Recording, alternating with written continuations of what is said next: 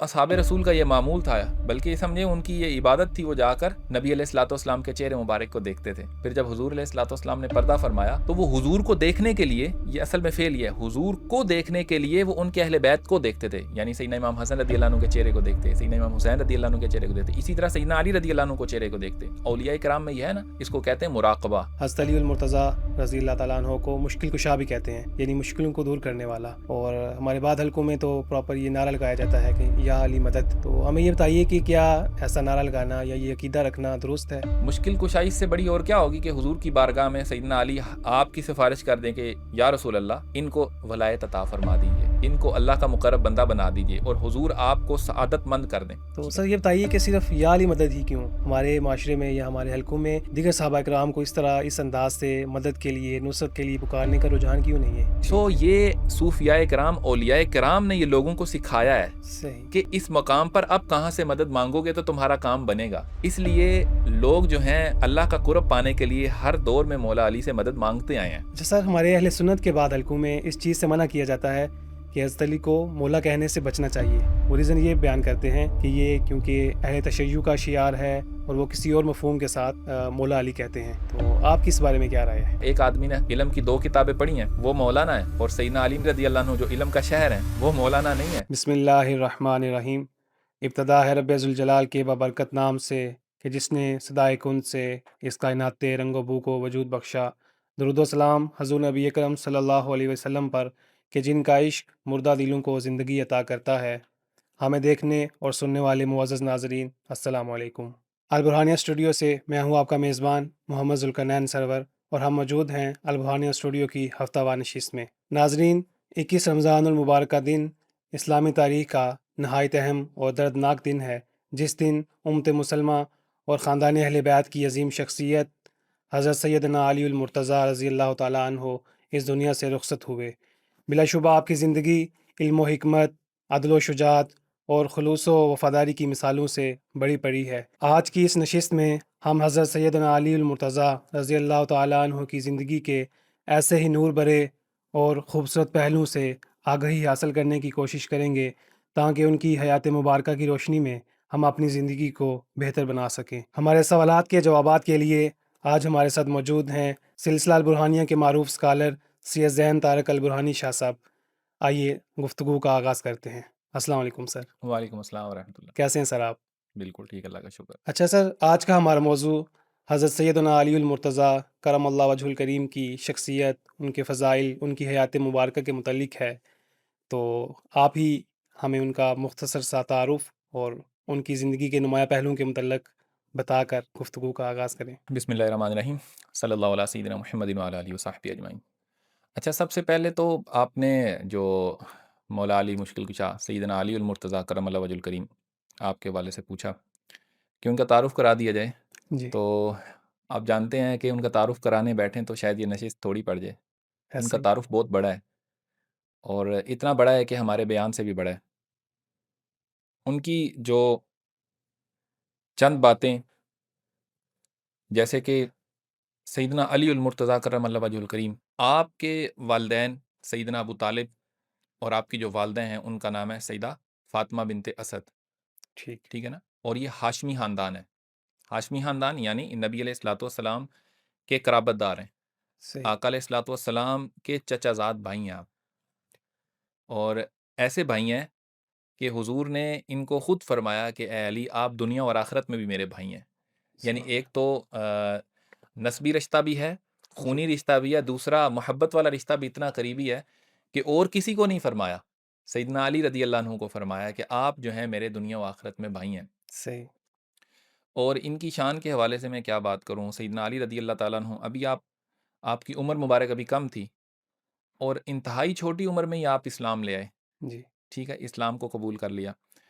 اور دیکھیں، یہ ہوا کچھ معاملہ یوں تھا، سیدنا ابو طالب جو ہیں آپ کے گھر میں جب قحط کا دور آیا تھا تو حضور علیہ الصلوۃ والسلام کو، کیونکہ سیدنا ابو طالب نے اپنے گھر رکھا تھا نا کچھ عرصہ، تو پھر حضور علیہ الصلوۃ والسلام جب جوان ہوئے تو وہ ایک دور آیا جب قحط کا دور تھا مکہ میں، تو حالات مشکل تھے، تو ان بھائیوں میں تمام جو آپ کے چچا تھے نا، ان میں سیدنا ابو طالب رضی اللہ عنہ جو ہیں وہ تھوڑے کمزور تھے مالی اعتبار سے، تو حضور علیہ الصلوۃ والسلام نے پھر یہ سب کو مشورہ دیا اپنے چچاؤں کو کہ ہم ایک ایک بیٹا جو ہے نا اس کو اپنی سرپرستی میں لے لیتے ہیں تاکہ ان کے لیے آسانی ہو، اور وہاں سے سیدنا علی رضی اللہ تعالیٰ عنہ جو ہیں وہ حضور علیہ الصلوۃ والسلام کے گھر مبارک میں آ گئے۔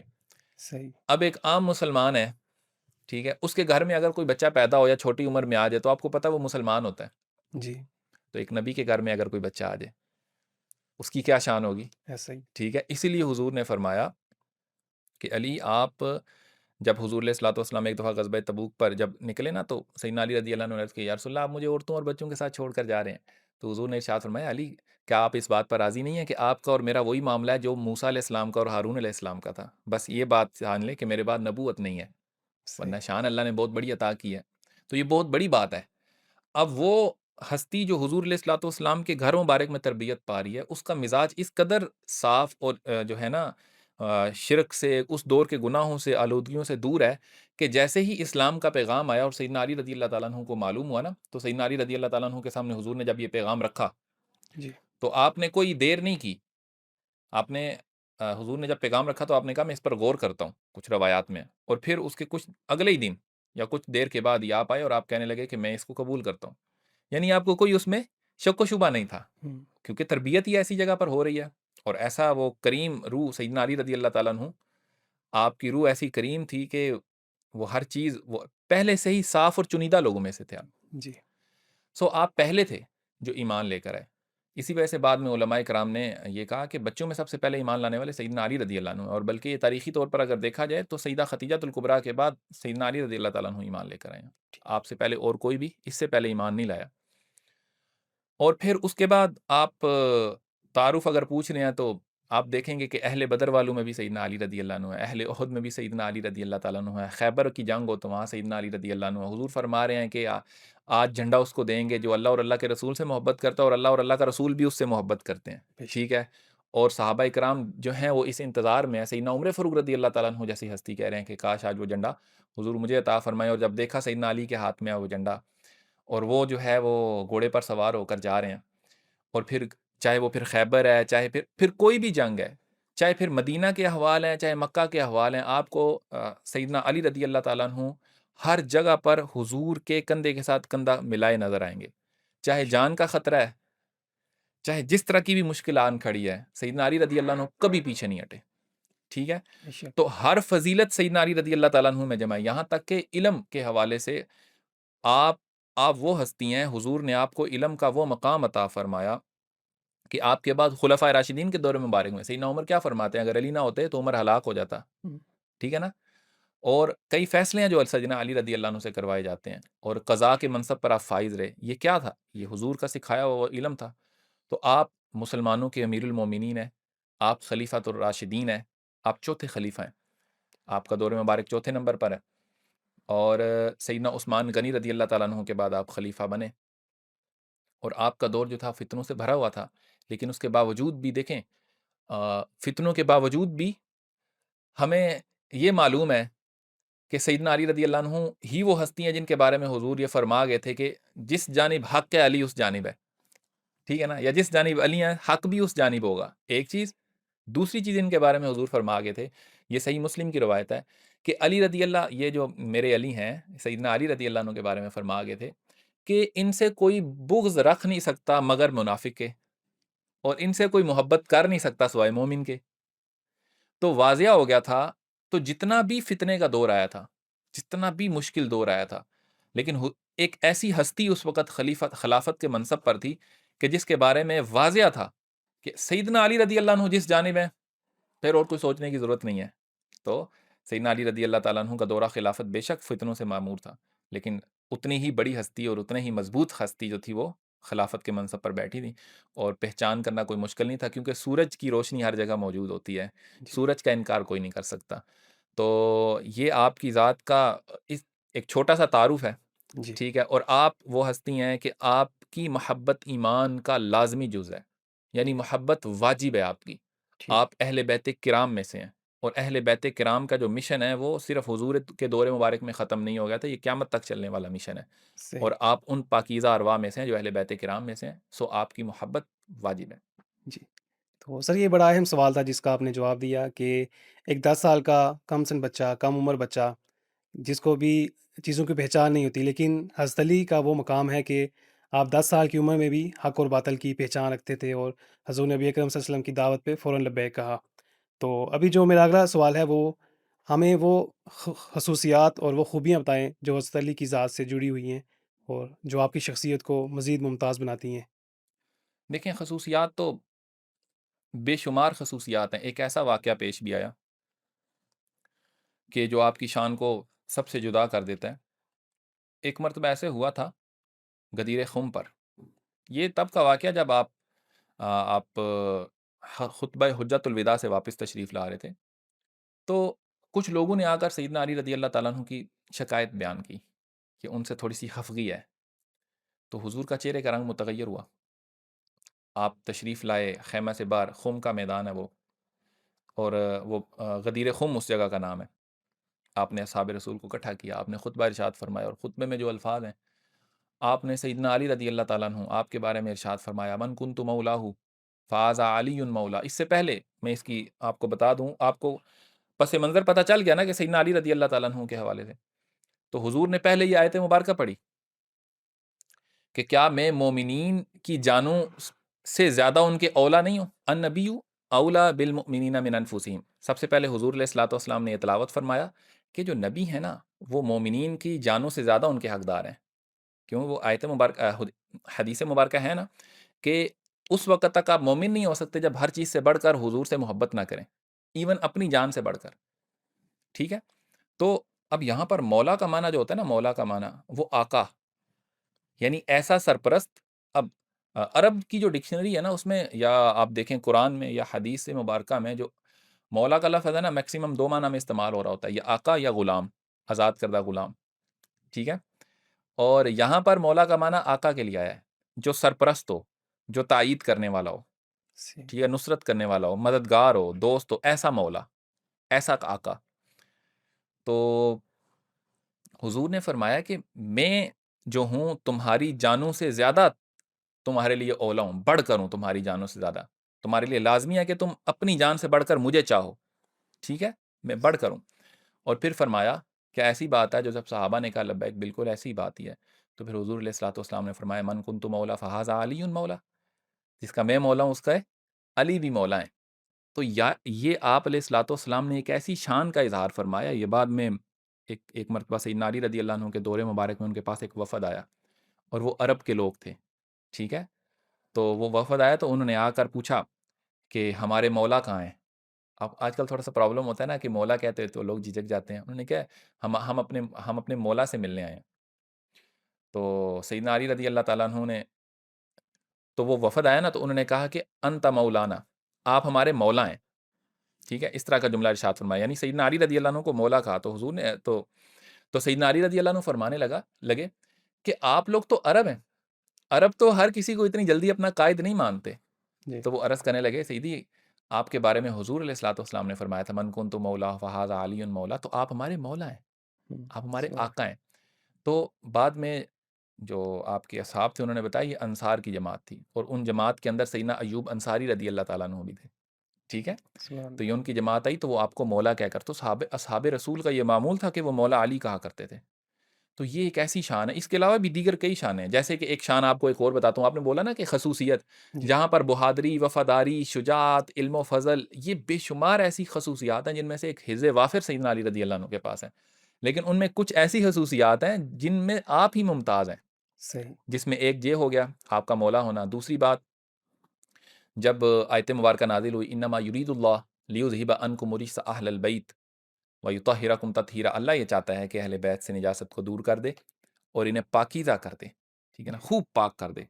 تو حضور علیہ الصلوۃ والسلام نے وہ چادر لی، اور اس کے اندر سیدنا علی رضی اللہ عنہ، اپنی پیاری بیٹی سیدہ خاتون جنت اما سیدہ فاطمہ الزہرا سلام اللہ علیہا، اس کے بعد حسنین کریمین کو لیا، اور پھر فرمایا اللہم ہؤلاء اہل بیتی، یہ میرے اہل بیت ہیں۔ تو سیدنا علی رضی اللہ عنہ کو یہ فضیلت بھی حاصل ہوئی، پانچ تن میں آپ کا نام ہے۔ تو آپ کے فضائل اور خصوصیات اور خصائص بے شمار ہیں۔ اچھا سر، حضرت سیدنا علی المرتضیٰ رضی اللہ تعالیٰ عنہ، آپ کی شان کے متعلق بے شمار القابات منقول ہیں جو آپ کی عظمت کو، آپ کی شان کو ظاہر کرتے ہیں۔ جب ہم آپ کا نام لیتے ہیں تو ہم کہتے ہیں کرم اللہ وجہ الکریم، اس کے علاوہ مرتضیٰ، حیدر کرار، اسد اللہ، یہ بے شمار القابات ہیں۔ تو کیا ان القابات کا کوئی پس منظر بھی ہے؟ یہ آپ کو کن موقعوں پہ عطا کیے گئے اور ان کی کیا حقیقت ہے؟ جی، کئی القابات ہیں جن کا پس منظر ہے، ٹھیک ہے۔ یعنی نبی علیہ الصلوۃ والسلام نے وہ بڑے پیار اور محبت سے القابات عطا فرمائے، جیسے ابو تراب۔ جی۔ ایک دفعہ آپ گئے مسجد نبوی میں، تو وہاں پر سیدنا علی رضی اللہ تعالیٰ عنہ زمین پر مٹی کے اوپر لیٹے ہیں، تو آقا علیہ الصلوۃ والسلام تشریف لے کر گئے، تو وہ آپ کی کمر سے وہ مٹی کو اتارتے جاتے، کیونکہ آپ مٹی میں لیٹے تھے، تو کہتے، تو آپ نے ان کو لقب عطا فرمایا ابو تراب، پیار سے فرمایا اے جی۔ مٹی کے باپ، تو مٹی والے، تو یہ بڑی محبت والا لقب ہے۔ پھر اس کے بعد اب کرم اللہ وجہ الکریم ایک دعا ہے، جو آپ دیکھیں تو آپ کو ویسے تو ثابت نظر نہیں آتی، لیکن اصحاب رسول اور بعد کے لوگ آپ کو کرم اللہ وجہ الکریم کہتے ہیں۔ علماء نے اس کے حوالے سے لکھا ہے کہ آپ وہ ہستی ہیں جو کبھی، جن کا چہرہ کبھی کسی کے سامنے نہیں جھکا اللہ کے علاوہ، یعنی آپ صحیح۔ شرک سے بھی محفوظ رہے، اس لیے آپ کہتے ہیں کہ آپ کے چہرہ جو ہے وہ معزز ہو، کہ سیدنا علی کے چہرے کو دیکھنا عبادت ہے، ٹھیک ہے۔ اس کی وجہ کیا ہے؟ سیدنا ابوبکر صدیق رضی اللہ تعالیٰ عنہ کا قول مبارک ہے، اور یہ قول جو ہے صحیح بخاری میں ہے۔ آپ فرماتے ہیں ارقبوا محمدن فی اہل بیتہ، حضور کو کے اوپر مراقبہ کرنا ہے نا، حضور کو دیکھنا ہے تو ان کے اہل بیت میں دیکھو۔ تو ویسے تو اصحاب رسول کا یہ معمول تھا، بلکہ یہ سمجھے ان کی یہ عبادت تھی، وہ جا کر نبی علیہ الصلوۃ والسلام کے چہرے مبارک کو دیکھتے تھے۔ پھر جب حضور علیہ الصلوۃ والسلام نے پردہ فرمایا، تو وہ حضور کو دیکھنے کے لیے، یہ اصل میں فعل یہ ہے، حضور کو دیکھنے کے لیے وہ ان کے اہل بیت کو دیکھتے تھے، یعنی سیدنا امام حسن رضی اللہ عنہ کے چہرے کو دیکھتے، سیدنا امام حسین رضی اللہ عنہ کے چہرے کو دیکھتے، اسی طرح سیدنا علی رضی اللہ عنہ کو چہرے کو دیکھتے۔ اولیاء کرام میں یہ ہے نا، اس کو کہتے ہیں مراقبہ، اور یہی لقب سیدنا ابوبکر صدیق رضی اللہ عنہ نے استعمال فرمایا ارقبو، یہیں سے مراقبہ ہے، یعنی جو آپ کے شیخ ہیں ان کے چہرے کو دیکھنا۔ یہ اہل بیت ہمارے شیخ ہی تو ہیں، یہی تو ہمارے اساتذہ ہیں، تو ان کے لیے وہ کون تھے؟ وہ سیدنا علی رضی اللہ تعالیٰ عنہ کے چہرے کو دیکھتے تھے، اور اس لیے دیکھتے تھے کہ ان کو حضور کی زیارت اور ملاقات نصیب ہو، ٹھیک ہے۔ تو اب اسی لیے ان کے چہرے کے لیے الفاظ استعمال کرتے تھے کرم اللہ وجہ، کہ اللہ ٹھیک۔ تعالیٰ آپ کے چہرے کو کریم معزز والا کریں۔ معزز کرے، ٹھیک ہے۔ تو اس کے پیچھے ایک یہی حکمت بھی ہو سکتی ہے۔ اس کے علاوہ ابو تراب ہے، ایک آپ کا لقب ہے حیدر، جی۔ تو یہ آپ کی والدہ آپ کو کہا کرتی تھی، ٹھیک ہے صحیح۔ نا۔ ٹھیک ہے۔ یہ شیر کو کہتے ہیں، اور حیدر کرار ایسا شیر جو پلٹ پلٹ کر وار کرتا ہے۔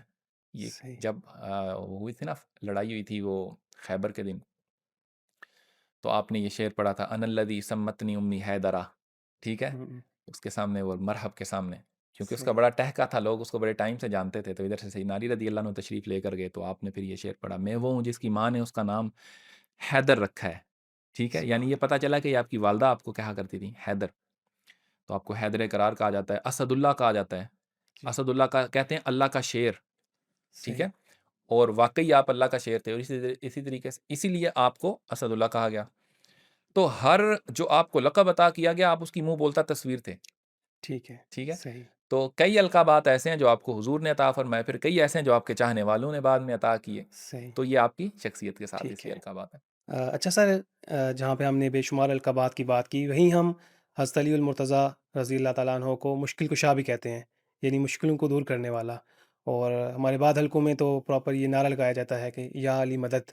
تو ہمیں یہ بتائیے کہ کیا ایسا نعرہ لگانا یا یہ عقیدہ رکھنا درست ہے؟ دیکھیں، یا علی مدد یا سیدنا علی رضی اللہ تعالیٰ عنہ کو مشکل کشا کہنا، جی۔ اس میں ایک بات بنیادی طور پر یاد کر لیں، اور یہ ہر، چاہے آپ کسی نبی کو یا چاہے آپ کسی ولی کو، چاہے پھر وہ سیدنا علی المرتضیٰ کرم اللہ وجہ الکریمہ یا دیگر کسی کو آپ مدد کے لیے کہتے ہیں، آپ کے اگر ذہن میں یہ کنسیپٹ ہے کہ یہ ذاتی طور پر مدد کرنے کا اختیار رکھتے ہیں، صحیح۔ جو کہ اللہ کی شان ہے، تو جائز نہیں ہے، ٹھیک ہے۔ یہ شرک قرار پائے گا۔ اور جب آپ یہ عقیدہ رکھتے ہیں جو کہ مخلوق کے لیے ہوتا ہے، روا ہے، اور وہ یہ ہے کہ اللہ کی عطا سے کوئی مدد کرتا ہے، تو یہ عقیدہ رکھنا پھر شرک قرار نہیں ہوگا، یہ درست ہو جائے گا۔ اور پھر صرف اتنا سوال باقی رہ جائے گا کہ کیا کوئی مدد کر سکتا ہے یا نہیں کر سکتا۔ شرک سے تو آپ مبرہ ہو گے نا، کیونکہ جی۔ آپ نے ان کو اللہ جیسا نہیں مانا، تو وہ تو نہیں رہا۔ تو جی ہاں، سب سے بڑی مشکل ایک انسان کو جو اس دنیا میں پیش آتی ہے، وہ ہے اللہ کا قرب ڈھونڈنا، جی۔ ٹھیک ہے۔ اور سیدنا علی المرتضیٰ کرم اللہ وجہ الکریم، آپ جو ہے نا سردار ہیں ولایت کے، آپ کے پاس شان ولایت ہے، اور آپ کی یہ ڈیوٹی ہے، اولیاء کرام آپ کے حوالے سے لکھتے ہیں کہ سب کے شیخ سیدنا علی ہیں، ٹھیک ہے۔ تو صحیح۔ آپ کی ڈیوٹی ہے کہ آپ جب تک سفارش نہ کریں حضور کی بارگاہ میں، تو اس وقت تک ولایت نصیب نہیں ہوتی۔ ٹھیک ہے ٹھیک ہے، اس لیے آپ کو ولایت کا سردار کہا جاتا ہے۔ تو مشکل کشائی سے بڑی اور کیا ہوگی کہ حضور کی بارگاہ میں سیدنا علی آپ کی سفارش کر دیں کہ یا رسول اللہ، ان کو ولایت عطا فرما دیجئے، ان کو اللہ کا مقرب بندہ بنا دیجئے، اور حضور آپ کو سعادت مند کر دیں۔ ٹھیک ہے، تو اس لیے آپ نوٹ کریں گے کہ جو اولیاء کرام ہیں نا، وہ لوگ جو اپنا تزکیہ کا عمل شروع کرتے ہیں، ٹھیک ہے نا، جی تو وہ لوگ زیادہ تر یہ نعرہ لگاتے ہیں وہاں صحیح پر۔ جیسے آپ چاہے کسی بھی سلسلے میں چلے جائیں نا، تو وہ جب سلسلہ پڑھتے ہیں نا، تو جہاں پر وہ دیگر شیوخ کا نام لیتے ہیں، سیدنا علی رضی اللہ عنہ کا نام ہمیشہ حضور سے پہلے سیدنا علی رضی اللہ عنہ کا نام ہوتا ہے، جی اور سیدنا علی رضی اللہ عنہ سے پہلے سیدنا امام حسین رضی اللہ عنہ کا نام ہوتا ہے۔ ٹھیک ہے، جی ایسا ہی تو یہ ترتیب ہے حضور کی بارگاہ میں جانے کی۔ صحیح حضور نے فرمایا نا، علی مجھ سے اور میں علی سے ہوں۔ جی تو یہ بیسیکلی یہ ہے کہ علی کسی کو ملتا ہے تو میں اس کو ملتا ہوں، صحیح اور اسی طرح امام حسین رضی اللہ عنہ کے بارے میں فرمایا، حسین منی وانا من حسین، جی حسین مجھ سے اور میں حسین سے ہوں۔ یعنی امام تو اولیاء کرام فرماتے ہیں، سید امام فخر الدین رضی اللہ عنہ نے یہ فرمایا کہ امام حسین رضی اللہ تعالیٰ عنہ جو ہے نا، وہ باب اکبر ہیں، سب سے بڑا دروازہ ہے۔ یعنی جب آپ حضور کی بارگاہ میں جائیں گے نا، تو وہ دروازہ جو ہے نا، تو وہ امام حسین ہے۔ اس لیے باطن میں سیدنا امام حسین رضی اللہ عنہ کو جودی پہاڑ کہتے ہیں، جودی۔ اب صحیح جودی پہاڑ کیا تھا؟ جس پر کشتی نوح رکی تھی، یاد ہے؟ جی بالکل تو اب امام حسین رضی اللہ عنہ وہ جودی ہیں جہاں پر کشتی اہل بیت رکتی ہے، کیونکہ حضور نے فرمایا نا، کشتی جو اہل بیت ہیں وہ کشتی نوح کی مانند ہیں جو ان جی پر سوار ہوا۔ تو اہل بیت کرام کے جو افراد ہیں، وہ سواریاں بھر بھر کے اللہ کے مقرب لوگوں کی، یعنی جو مقرب بننا چاہتے ہیں، وہ لے کر جاتے ہیں، اور جا کر امام حسین رضی اللہ عنہ کی بارگاہ میں کھڑے ہو جاتے ہیں، وہاں سے اجازت نامے کے بعد حضور کی بارگاہ میں، اور ادھر سیدنا علی رضی اللہ عنہ کی سفارش کے بغیر کسی کو عطا نہیں ہوتا۔ تو یہ سارا معاملہ یوں چلتا ہے۔ اس لیے جو سیدنا علی رضی اللہ عنہ جس مقام پر مشکل کشائی کرتے ہیں، وہ بہت ہی اعلیٰ اور عرفہ مقام ہے۔ صحیح اور اس کے علاوہ جہاں تک تعلق ہے کہ لوگ ان کو مشکل کشا کہیں یا علی مدد کہیں، تو ایسی صورتحال میں بالکل ان کو کہنا درست اور جائز ہوگا، اس میں کوئی شک و شبے والی بات نہیں ہے، کیونکہ ایک چیز ایکچوئل میں ہو رہی ہے، صحیح اس کا ٹھیک ہے کیا انکار کیا جائے؟ صحیح آپ کی شان بہت بلند ہے، آپ ہر طرح کی مدد بھی کر سکتے ہیں اللہ کی عطا سے، ٹھیک ہے؟ اس صحیح میں یہ جو بنیادی مقصد ہے وہ یہ مدد مانگنا، تو ٹھیک ہے؟ سر یہ بتائیے کہ صرف یا علی مدد ہی کیوں ہمارے معاشرے میں یا ہمارے حلقوں میں دیگر صحابہ کرام کو اس طرح اس انداز سے مدد کے لیے نصرت کے لیے پکارنے کا رجحان کیوں نہیں ہے ہاں، یہ بڑی اہم بات آپ نے پوچھی، اور نا پہلے میرے ذہن میں بھی نا یہ سوال بڑا آتا تھا صحیح کہ یا علی مدد ہی کیوں؟ اور بھی تو اصحاب رسول ہیں، اور محبت ایسا نہیں ہے کہ ان سے کم ہے، جی ان کی محبت بھی ایمان کا جز ہے، تو ان کو مدد کے لیے کیوں نہیں پکارتے؟ یہ بات میرے پہ تب کھلی جب میں نے بیعت کی، صحیح ٹھیک ہے، اہل بیت کے ہاں، اور تزکیہ کا معاملہ اور ان سے معاملات، جیسے میں سلسلہ البرہانیہ میں بیعت ہوا نا، تو ذوالقرنین بھائی یہاں پر نا جب آیا تو میں نے ان کا وہ پڑھا، وہ جو سارا اذکار کا سلسلہ ہے، پھر وہ تزکیہ کے لیے جو اذکار ہیں، اور جو پھر محبت کے لیے جو اذکار ہیں، میں نے اس میں دیکھا کہ جو شیوخ کا سلسلہ ہے نا، جن پر ہم فاتحہ پڑھتے ہیں، اس میں سیدنا علی رضی اللہ عنہ کا نام آتا ہے۔ آپ آپ اس چیز کو جانتے ہوں گے، سیدنا جی امام حسین رضی اللہ عنہ کے بعد سیدنا علی رضی اللہ تعالیٰ عنہ کا نام آتا ہے، اور پھر جب ہم مدد کے لیے پکارتے ہیں تو اسی ترتیب سے آتے ہیں، ٹھیک صحیح ہے؟ اور اس سے مجھے پتہ چلا کہ کیونکہ باطن میں ڈیوٹی ان کی ہے صحیح اس معاملے میں ولایت، کیونکہ ہم لوگ کیوں آئے ہیں مشائخ کے پاس؟ قلب کا تزکیہ کرانے، اور اس کی منزل کیا ہے؟ ولایت۔ تو اس معاملے میں ڈیوٹی آپ کی لگی ہے۔ سو ٹھیک ہے یہ صوفیاء کرام، اولیاء کرام نے یہ لوگوں کو سکھایا ہے صحیح کہ اس مقام پر اب کہاں سے مدد مانگو گے تو تمہارا کام بنے گا۔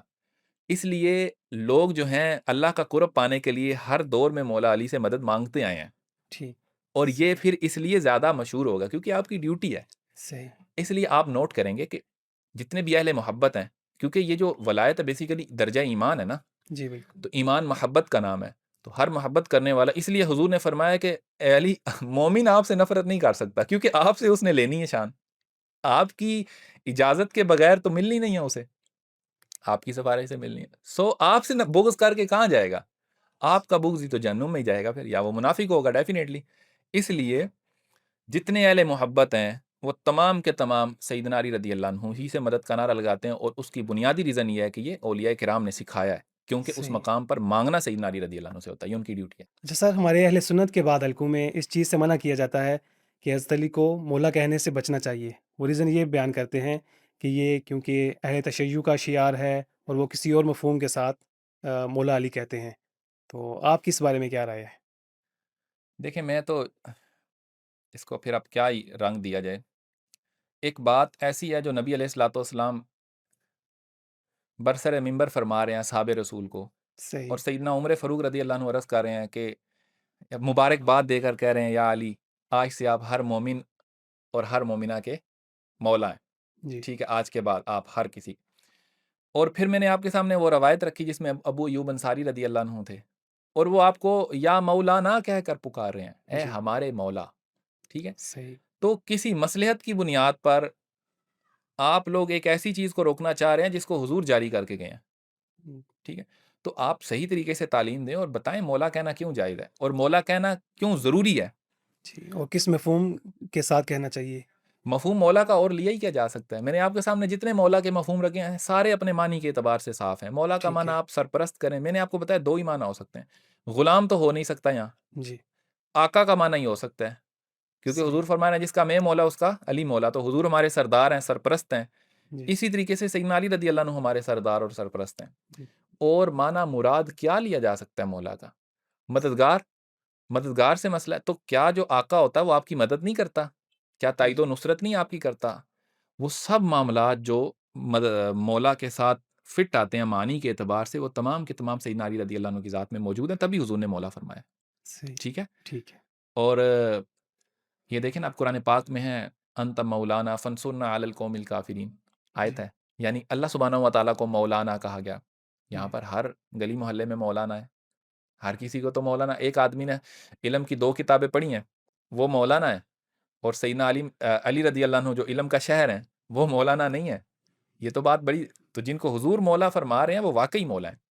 تو وجہ کیا ہے کہ اللہ کا مولا ہونا اور معاملے میں ہے، اور مخلوق کا اس کی عطا سے مولا ہونا اور معاملہ ہے. ٹھیک ہے. جب آپ اس کو سمجھ جائیں گے نا، میں نے آپ کو جو پہلا عقیدہ بتایا نا کہ جو صفت مخلوق کے لیے روا ہے نا، وہ جی. یہ ہے کہ وہ ذاتی حیثیت میں نہیں ہے، وہ عطائی حیثیت میں. اللہ تعالیٰ نے اس کو عطا کیا. جب آپ نے یہ مان لیا تو وہ شائبہ ختم ہو گیا. سو صحیح. کھلے دل سے مولا کے حضور کہہ کر گئے ہیں تو آپ کیوں نہیں کہیں گے؟ اچھا سر، جیسا کہ ہم نے ڈسکس کیا کہ حضرت علی کا جو شمار ہے وہ خاندان اہل بیت میں ہوتا ہے، اور ہم قرآن و حدیث میں دیکھتے ہیں کہ اہل بیت کے ساتھ وابستگی، ان کے ساتھ محبت اور ان کی اطاعت اور ان کے ساتھ جڑے رہنے کی بہت تاکید ملتی ہے ہمیں. تو مجھے یہ بتائیے کہ یہ محبت اور یہ شدت کیوں بیان کی جاتی ہے، اور اس کے بغیر ایمان کی کیا حیثیت رہ جاتی ہے؟ حضور علیہ الصلوۃ والسلام کا فرمان ہے، ایک آدمی نے روزہ رکھا ہوا ہو اور وہ مکہ المکرمہ میں مقام ابراہیم کے پاس نوافل پڑھ رہا ہو. ہمارے یہ برصغیر پاک و ہند میں بلکہ ہر جگہ پر یہی ہوتا ہے کہ یا اللہ پاک موت مکہ مدینہ میں آئے. جی ایسا ہم ہی ہے. سمجھتے ہیں نجات کا ذریعہ ہے. ٹھیک ہے. حضور نے وہ ٹاپ رینکنگ آپ ہمارے دین میں جو ہے نا عبادات، ان کا ذکر فرمایا. روزہ بھی ہے، نماز بھی پڑھ رہا ہے، مقام ابراہیم پر مکہ شریف میں پڑھ رہے ہیں، اور بندے کے دل میں بغض اہل بیت ہے. حضور نے فرمایا اس حالت میں اس کو موت آ گئی تو اللہ اسے جہنم میں پھینکے گا. اب مجھے آپ یہ بتائیں کہ پھر اہل بیت کی محبت کے علاوہ یا اہل بیت کے بغض کو دل میں پالنے سے جب عبادات کا کوئی معیار نہیں رہا تو آپ کے ایمان کا کیا معیار رہتا ہے؟ صحیح ہے. جی تو یہ بالکل. چیز لازمی سمجھنے والی بات ہے. آقا علیہ الصلوۃ والسلام ارشاد فرمایا اپنے صحیح سند کے ساتھ، مسلم شریف میں روایت ہے، میں تم میں 2 عظیم چیزیں چھوڑے جا رہا ہوں. جی. ٹھیک ہے. تم میں 2 عظیم چیزیں چھوڑے جا رہا ہوں. ایک ہے کتاب اللہ، اور ایک میری اطرت اہل بیت. اطرت ذریت کو کہتے ہیں جی. جو بعد میں چلتی ہے. ٹھیک ہے. اطرت اہل بیت میں چھوڑ کر جا رہا ہوں. یہاں پر لوگوں کو غلط فہمی ہوئی شاید، یہ پانچتن پاک کے بعد جو ہے وہ معاملہ ختم نہیں. یہ بار بار جو آپ کہہ رہے ہیں نا اتنی زیادہ کیوں ہے؟ جب وہ ان کا معاملہ حضور کے دور مبارک کے کچھ عرصہ بعد ختم ہو گیا تو پھر اتنا آپ سمجھیں. حضور نے فرمایا قیامت تک میرے اہل بیت اور قرآن جو ہے نا آپس میں جدا نہیں ہوں گے، اور یہ حوض کوثر پر مجھے ملیں گے. یعنی ہمارے درمیان قیامت تک موجود رہنے والے ہیں.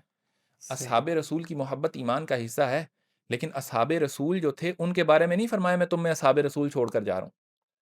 اس کی بنیادی وجہ یہ ہے کہ اصحاب رسول جو ہیں ان کا ایک دور تھا، ختم ہو گیا، جی. میکسیمم 100 سال. اہل بیت جو ہیں قیامت تک ہیں، ایک کے بعد ایک، ایک کے بعد ایک وہ آ رہے ہیں. اور حضور فرما رہے ہیں میں تم میں 2 چیزیں ہی چھوڑ کر جا رہا ہوں. اور پھر فرما رہے ہیں کہ اگر تم ان دونوں کو تھام لوگے، یہ ترمذی شریف کی روایت آپ کے سامنے رکھ رہا ہوں، تو کبھی گمراہ نہیں ہوگے. یعنی حضور چاہتے ہیں کہ آپ لوگ گمراہی سے بچیں، صحیح. اس لیے اہل بیت سے بار بار محبت کا حکم آیا. اور سیدنا علی رضی اللہ تعالیٰ عنہ اہل بیت کے جد ہیں، جی ٹھیک ہے؟ جب یہ آیت نازل ہوئی نا، انما یرید اللہ لیذھب عنکم الرجس اہل البیت، میں نے آپ کے سامنے ابھی رکھی ہے کہ اللہ تو یہ چاہتا ہے کہ اللہ ان سے تمام کے تمام برائی کو دور کر دے، وَيُطَهِّرَكُمْ تَطْهِيرًا، انہیں پاک کر دے. اور یہ یطہرکم تطہیرا جو ہے نا، یہ خوب پاک، جی یہ اب پانی پاک ہو تو آپ اس سے وضو کرتے ہیں تو آپ بھی پاک ہو جاتے ہیں، جی تو یہ ایسا پاک ہے جو دوسروں کو پاک کر دے گا. تو اہل بیت کو یطہرکم تطہیرا اسی لیے کہا کہ ان سے جڑ جانے والا بھی پاک ہو جائے گا. صحیح. تو یہ پاکی کا عمل پوری کائنات میں ان لوگوں کے ذریعے یہ مشن چلنا تھا. اب امام حسین رضی اللہ تعالیٰ عنہ، آپ نے پورے کنبے کی قربانی دی، جی لیکن ایک بیٹا جو تھا آپ کا، وہ آپ نے امت کے لیے چھوڑا. یعنی آپ کو پتا تھا کہ یہ مشن آگے چلنا ہے، جی اس مشن کے ساتھ بہت ساری چیزیں وابستہ ہیں. انہوں نے کائنات میں کیا کرنا ہے، جتنے بھی آنے والے لوگ ہیں ان کو حضور کے ساتھ تعلق قائم کرنے کا باعث بننا ہے. انہوں نے دلوں کا تزکیہ کرنا ہے. جی یہ ہے قرآن کے نور کے حقیقی وارثین، اور یہ ہیں لوگوں کے دلوں میں قرآن کے علوم ڈالنے کا واحد ذریعہ. سو آپ فرمایا آپ نے کہ تم میں میری جو اہل بیت ہے وہ کشتی نوح کی مانند ہے، جو اس میں سوار ہو گیا وہی نجات والا ہے، جو اس سے رہ گیا وہ غرق ہو گیا. جی ٹھیک ہے؟ اس لیے اہل بیت کا اتنا زیادہ ذکر ہے، بار بار ذکر ہے. اور میں حیران ہوتا ہوں لوگوں کو اہل بیت کے بارے میں پتہ ہی نہیں ہے.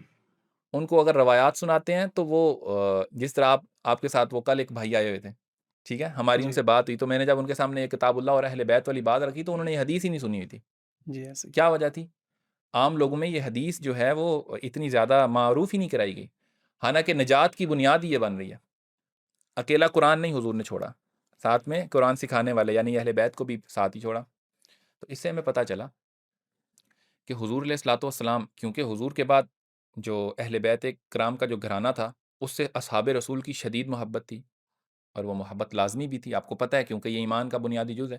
اور جی پھر سیدنا عمر فاروق رضی اللہ عنہ کا فرمایا ارکبوا محمد فی اہل بیتی، اب حضور کو دیکھنا تو ان کے اہل بیت میں دیکھو.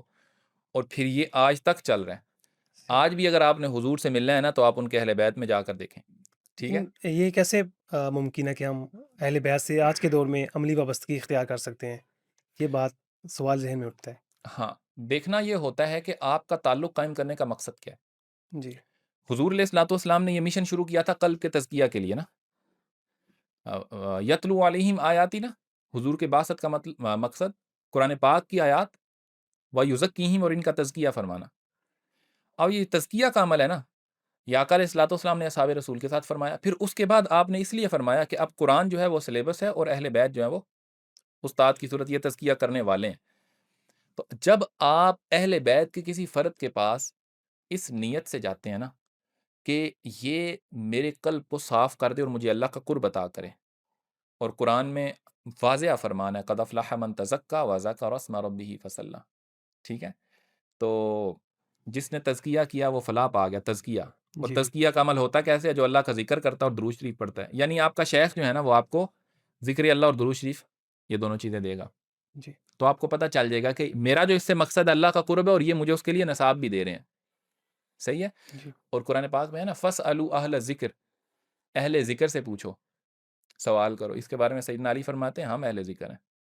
صحیح. یہ اہل بیت کے جو گروہ قیامت تک آئے گا یہ لوگ اہل ذکر ہیں. سیدنا علی رضی اللہ عنہ اہل ذکر ہیں. ان سے پوچھنا پڑے گا کہ کیسے پہنچنا ہے. ٹھیک ہے؟ تو یہ ان کی شان ہے اتنی بلند، اسی لیے اگر ان میں سے کسی ایک کا بغض آ گیا تو وہ جو اللہ کے قرب والا معاملہ ہے نا اس سے ہاتھ دھو بیٹھیں گے، ایون اپنے ایمان سے ہاتھ دھو بیٹھیں گے. ٹھیک ہے. سو یاد رکھیں حضور علیہ الصلوۃ والسلام نے ارشاد فرمایا کہ خدا کی قسم کسی کے دل میں ایمان داخل نہیں ہو سکتا جب تک وہ اپنی اولاد سے بڑھ کر میری اولاد سے محبت نہ کرے. ٹھیک ہے؟ اور اپنے رشتہ داروں سے بڑھ کر میرے قرابت داروں سے محبت نہ کرے، اور اپنے آپ سے بڑھ کر میرے سے محبت نہ کرے. کتنی واضح حدیث ہے، اس میں اب کوئی شک و شبہ رہ جاتا ہے تو اب اتنی محبت کا کیوں کہہ رہے ہیں آپ؟ ریزن ڈھونڈیں نا کیوں فرمایا. اس کی وجہ یہ تھی کہ ان کو بھی فالو کرنا ہے. اتنی محبت اپنے امام سے ہوتی ہے، اپنے شیخ سے ہوتی ہے، تو کہ اہل بیت شیخ ہیں. اور آپ یہ دیکھیں گے آپ کہ اس وقت دنیا میں جتنے بھی سلاسل ہیں تزکیہ کے لیے وہ تمام کے تمام جو ہیں وہ اہل بیت کرام سے ہی ہیں. تو یہ ایک بہت بڑا مشن ہے. صحیح. اور سیدنا علی رضی اللہ تعالیٰ عنہ جو ہیں وہ ان بنیادی افراد میں سے ہیں، وہ 5 افراد اور 5 ہستیاں جن سے یہ پاکیزہ جو ہے نسل چلی ہے. تو اس لیے آپ کی شان بہت بلند ہے۔ جی، تو سر جیسا کہ آپ نے بھی فرمایا کہ اہل بیت آج بھی ہمارے درمیان موجود ہیں، تو ہمیں یہ بتائیے کہ اس سے کیا مراد ہے کہ اہل بیت وہ تمام افراد ہیں جو آج کی دنیا میں ہمارے ارد گرد سادات کی صورت میں موجود ہیں، ہمیں ان کے ساتھ جڑنا ہے، یا کوئی وہ مخصوص لوگ ہیں جو اہل بیت ہیں؟ ظاہری بات ہے، جن کا تعلق نبی علیہ الصلوۃ والسلام کے ساتھ قرابت داری کے اعتبار سے ہے، جی، ہم ان کو اہل بیت کہتے ہیں۔ وہ ایک لمبی بحث ہو جائے گی کہ پھر اس میں آل اور اہل بیت کا ہم کرنے چلیں، لیکن میں آپ کو ایک جو عمومی حکم جیسے آپ نے پوچھا ہے کہ ہم کس کو تھامیں، جی، تو میں نے آپ کو بولا یہ چیز آپ کے مقصد کے اعتبار سے ہے۔ آپ کا کیا مقصد ہے؟ تو اہل بیت کے وہ افراد، پاکیزہ افراد جو شیخ کامل ہیں، شیخ کامل کی علامات ان میں موجود ہیں، یعنی صحیح، وہ تربیت کرتے ہیں، صحیح، اس ٹھیک کے ہے، لیے ایک نصاب ہے اور شریعت پر عمل پیرا ہیں اور آپ کو شریعت پر عمل پیرا بناتے ہیں۔ صحیح، تو وہ افراد، وہ پاکیزہ افراد، ان کو تھامنا ہے، وہی آپ کو قرآن کا صحیح نالج عطا کریں گے۔ یعنی آپ کا ایک امام ہونا چاہیے، ایک شیخ ہونا چاہیے۔ اللہ کا صحیح، قرب ویسے تو نہیں آ سکتا، آپ کسی مقرب کو ڈھونڈیں جو آپ کو اللہ کا قرب دے، صحیح۔ جو پہلے سے اللہ کے قرب میں موجود ہو، تو اسی کی صحبت آپ کو مقرب بنائے گی۔ اچھا سر، آج کل کے دور میں جب ہم حضرت علی کا ذکر اتنی شدت سے کرتے ہیں، ان کی محبت کو بیان کرتے ہیں، تو ایک مخصوص گروہ کی طرف سے اسے غلو کہا جاتا ہے یا رافضیت کا لیبل لگایا جاتا ہے۔ تو آپ بتائیں کہ اہل سنت کے حلقوں میں محبت علی کے لیے صحیح، متوازن اور جو معتدل تصور ہے وہ کیا ہے اور کیا ہونا چاہیے؟ اس میں کوئی شک نہیں ہے، سیدنا علی رضی اللہ تعالیٰ عنہ کے حوالے سے کچھ ایسے افراد موجود ہیں جو غلو کا شکار ہو جاتے ہیں، اور اہل سنت کے جمہور کے جو موقف ہے اس کے اوپر رہنا ہی جو ہے نا خیریت کا باعث ہے، کیونکہ صحیح، امت کا ایک بڑا گروہ جو ہے اور جو خیر پر تھا وہ اسی پر قائم رہا ہے، ایون ٹھیک ہے، اولیاء کرام بڑے بڑے۔ سو اس میں سیدنا علی رضی اللہ تعالیٰ عنہ کو خلیفۃ الراشد ماننا، ان کو حق پر جاننا، جی، یہ میں آپ کو وہ جملے بتا رہا ہوں، آپ ان سے اندازہ لگا لیں گے کہ میں کیا کہنا چاہ رہا ہوں۔ حق پر صحیح، جاننا، اور وہ ان کا نمبر چوتھا ہونا، یعنی کہ ایسا نہیں ہے کہ جو پہلے خلفاء ہیں ان کو غاصب سمجھنا، جی، ٹھیک ہے، یا ان کو صحیح، ناحق سمجھنا، کیونکہ سیدنا علی رضی اللہ تعالیٰ عنہ کی شخصیت ایسی ہے کہ اگر انہوں نے بیعت کی ہے تو ان کی بیعت کرنے کی بنیاد پر ہی ان کا درست ہو جانا ثابت ہو جاتا ہے، صحیح، ٹھیک ہے۔ ٹھیک ہے، تو آپ نے بیعت کی، اس کا مطلب ہے کہ ان کا وہاں پر مقام موجود ہے، وہ صحیح، وہاں موجود ہے، اور سیدنا علی رضی اللہ عنہ کی بیعت نے اس کو تائید بخشی ہے۔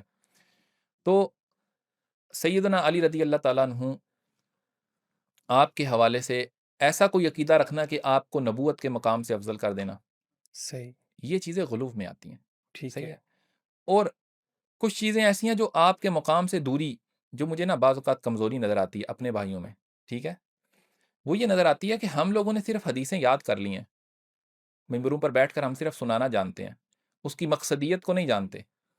جی، یعنی مولا علی پاک کے حوالے سے ہم ممبر پر 1.5 گھنٹہ 2 گھنٹے تقریر کر لیتے ہیں، لیکن حضور نے جو فرمایا ہے کہ میں قیامت کے دن تم سے ان کے بارے میں سوال کروں گا، ہوں، اور یا ایک جگہ پر فرمایا کہ دیکھنا میرے بعد ان کے ساتھ تم کیسا سلوک کرتے ہو، دیکھنا، اور ایک جگہ پر ہے کہ میں ان کے بارے میں تم سے پوچھوں گا۔ اب وہ خطبے کی جو الفاظ ہیں، اور بار بار محبت کا فرمایا، تو کیا حضور یہ آ کر پوچھیں گے آپ سے کہ کیا تم اہل بیت کرام کی ساری حدیثیں یاد کر کے بیٹھ گئے تھے کہ نہیں یاد کی تھیں؟ وہ تو سارے جو ہیں کہیں گے جی اسی نعرے بھی لاندے سی تے اسی ہم لوگوں نے حدیثیں بھی یاد کی تھیں۔ ایسا نہیں ہے، صحیح، حضور فرما رہے ہیں ان کو تھام لینا ہے۔ آپ نے اگر سیدنا علی رضی اللہ عنہ سے تعلق قائم کرنا ہے نا، تو ان کے کسی بیٹے کو تھام لیں اور اس سے عرض کریں کہ مجھے پہنچائیں ان تک، صحیح، پتہ چلے محبت کا۔ جی، تو ہم لوگوں نے محبت کو کتابی چیز سمجھ لیا اور چند جملے یاد کر لینے کو محبت کے دعوے میں سچا ہونا سمجھ لیا، ہوا ہی نہیں، آپ نے ابھی کچھ کیا ہی نہیں ہے، آپ نے تزکیہ کا عمل ہی نہیں شروع کیا۔ تو ٹھیک، تزکیہ کا عمل کریں، اور اس کے بعد ان افراد کی صحبت میں پہنچے، کونوا مع الصادقین، سچوں کے ساتھ ہوں، ان کی معیت میں پہنچے، فادخلی فی عبادی، اللہ کے عباد میں داخل ہو، تو صحیح، کسی عبد کو تھامیں گے تو وہ آپ کو ان کے ساتھ لے جائے گا نا۔ بے سو شک، محبت کا حقیقی معنی یہ ہے اس دور میں کہ آپ اہل بیت کو تھامیں، ان سے اپنی تربیت کروائیں تاکہ آپ مومنین کی صفات کی حامل ہوں۔ جب آپ مومنین کی صفات میں آ جائیں گے، پھر آپ ان بڑی ہستیوں کی صحبت میں چلے جائیں گے، پھر آپ نبی علیہ الصلوۃ والسلام کی معیت میں چلے جائیں گے، صحیح، اہل بیت کی معیت میں چلے جائیں گے، مولا علی پاک کی معیت میں جائیں گے، ٹھیک ہے۔ اور وہاں پر جا کر یہ سارے جھگڑے بھی سالو ہو جائیں گے کہ کیا کہتے ہیں، مشکل کشائی کس کو کہتے ہیں، صحیح، ٹھیک ہے، اور کہاں کیسے کیا معاملہ طے پاتا ہے۔ لیکن بات ہے کہ سفر شروع کرنے والے ہوں، اس لیے یہ کمزوری ہمارے میں بھی ہے، ٹھیک؟ صحیح، ٹھیک ہے۔ اور جو غلوف کرنا ہے وہ میں نے آپ کے سامنے رکھ دیا کہ ایسا بڑھانا کہ جو کسی اہل سنت کے صحیح عقیدے کے خلاف چلا جائے، ایسا بڑھانا بھی پھر درست نہیں ہوتا۔ اچھا سر، ہم اختتام کی طرف بڑھتے ہیں، اور میرا آخری سوال کہ آج کا نوجوان، آج کا معاشرہ اپنی زندگیوں کو بہتر بنانے کے لیے حضرت علی کی زندگی سے کیا سبق حاصل کر سکتا ہے؟ اور بالخصوص آج کے نوجوان حضرت علی سے جڑنے کے لیے کیا عملی اقدامات کر سکتے ہیں؟ اپنا سفر کیسے شروع کر سکتے ہیں؟ تقریباً پوری پوڈ کاسٹ میں اس کو میں بیان کر بھی چکا ہوں۔ جی، ہمارے لیے دیکھیں، بہت بڑا سوچنے سے بہتر ہے ابتدائی چھوٹے چھوٹے سٹیپس لیں، جس کو بیبی سٹیپس کہتے ہیں۔ صحیح، ابتدا کریں، کچی سے داخلہ ہوتا ہے بندے کا، پھر پہلی پھر دوسری۔ تو سب سے پہلے آپ اتنا یاد رکھیں، سیدنا علی رضی اللہ تعالیٰ عنہ، اہل بیت کرام، اصحاب رسول، ان کے حوالے سے، ان کی محبت کے حوالے سے کوئی دل میں شکوہ شک نہیں ہونا چاہیے، صحیح، اور ٹھیک ان ہے، کے معاملات میں اپنی ٹانگ اڑانا بالکل چھوڑ دیں، صحیح، کیونکہ ان کی محبت آپ کے ایمان کے لیے ضروری ہے، صحیح ہے؟ اور آپ اگر انہی کا فیصلہ کرنے بیٹھ جائیں گے تو پھر آپ اپنے ایمان کو سنبھال نہیں پائیں گے، ٹھیک ہے؟ تو یہ بڑے ہیں، ان کے اپنے معاملات ہیں، جی، تو ہمارے لیے لازمی کیا ہے؟ محبت، ٹھیک ہے؟ صحیح، تو اس دور میں ایک نوجوان کو سیدنا علی رضی اللہ تعالیٰ عنہ سے شجاعت بھی سیکھنے کو ملے گی، وفاداری بھی سیکھنے کو ملے گی، ہر لمحہ حضور کے ساتھ کھڑا ہونا بھی سیکھنے کو ملے گا، لیکن تب ملے گا جب وہ ان کی بارگاہ میں جائے گا، جی، ٹھیک ہے؟ سیکھنے کے لیے، کسی آدمی کی خصوصیات سیکھنے کے لیے ان کی ذات کے پاس جانا پڑتا ہے، ان کے پاس بیٹھنا پڑتا ہے، ان کی تربیت، ان کے فیض کو حاصل کرنا پڑتا ہے، ایسا ہی ہے نا؟ جی، ایسا ہی، اس میں تو کوئی شک و شبے والی بات نہیں۔ تو اگر آپ نے سیدنا علی رضی اللہ عنہ سے کوئی سیکھنا ہے تو پھر ان کے پاس جائیں، اور اب صحیح، آپ کہیں گے جی ان کے پاس کیسے جائیں؟ یہی پہلا عملی قدم ہے، آپ تزکیہ شروع کریں، صحیح، آپ آپ اس پروسیجر کو فالو کریں جو کہ حضور علیہ الصلوۃ والسلام نے ان پاک ہستیوں کے ذریعے شروع کیا ہے، اور وہ کیا ہے کہ آپ ان کے پاس آئیں، اپنے قلب کا تزکیہ شروع کریں، استغفار کریں، اور ان پاکیزہ ہستیوں کا قرب حاصل کریں، اور پھر ان کی معیت میں، وہ جس سے اللہ سبحانہ و تعالیٰ نے فرمایا نا صراط الذین انعمت علیہم، جی، تو آپ ان صراط مستقیم والوں کے ساتھ جڑ کر وہ منزل پا جائیں جو کہ ایک بندے مومن کے لیے لازمی ہے، بلکہ صحیح، مومن ہونے کے لیے لازمی ہے۔ ٹھیک ہے، یہی پیغام ہے۔ ٹھیک ہے سر، آپ کا بہت شکریہ، آپ نے اتنے اچھے انداز میں حضرت سیدنا علی رضی اللہ تعالیٰ عنہ کی زندگی کے خوبصورت اور پر نور پہلوؤں سے ہمیں آگاہی بخشی۔ اور ناظرین، اسی خوبصورت پیغام کے ساتھ ہم آج کی نشست کا اختتام کرتے ہیں، ملتے ہیں اگلی نشست میں۔ السلام علیکم۔